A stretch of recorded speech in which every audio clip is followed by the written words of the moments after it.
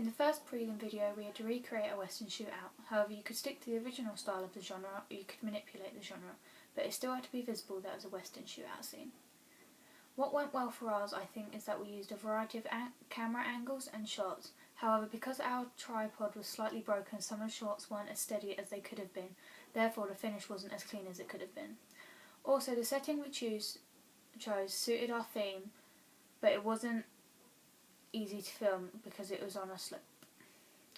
This meant that the tripod wasn't necessarily helpful because it had to be lifted up to be level, also making some of the shots unsteady, but as a team we did the best we could to sort it out. Even though ours wasn't a typical western shootout, we could have added more elements in order to create this genre, as it's not necessarily clear from our initial theme. We could have done this through editing the colours of the shots or even including more typical shot types such as close-ups or face, for example, to make it look more like the genre, or adding in more props such as cowboy hats, even though we had monkey masks and bananas for guns. In the video we had no diegetic sound, but we used an unusual non-diegetic sound of Jungle Chase to fit our theme rather than a typical western sounded music. But overall the outcome was decent despite the lack of group organisation and communication. The second prelim video was to have a conversation between two people featuring an item. This was a random item that the conversation had to be about. Ours was a conversation that featured many puns about our random object, which was a toy blue gun. This conversation had to be taken at the 180-degree rule, so the camera could only be on half of us. This one went better than the first one because it was a simpler task. However, we could have done with better actors as our conversation seemed very bland and monotoned. At the end of the video, more editing needed to be done on the sound because there is background conversation. Therefore, it either needs to be faded out or completely muted.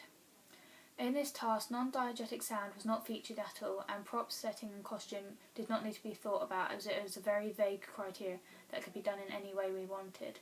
Therefore, that meant setting and costumes wasn't necessarily needed to be thought about as it was just a conversation, but you could if you wanted to. As this was a much more relaxed piece, besides me not particularly actually wanting to act, it went mostly well, fulfilling the criteria that we were given to follow. The last prelim video was to pick a scene from a film and recreate it using different camera angles to make it more interesting to watch. This one for me was the best one done as I was able to do the camera work, so no one had to put up with my awful acting again, and I was able to get more to grips with filming as previously I'd only been included in acting and some of the editing. At first we did the task wrong and filmed with the exact shots the film had used, not realising we had to change it and use different shots. So therefore we refilmed certain scenes rather than the whole thing.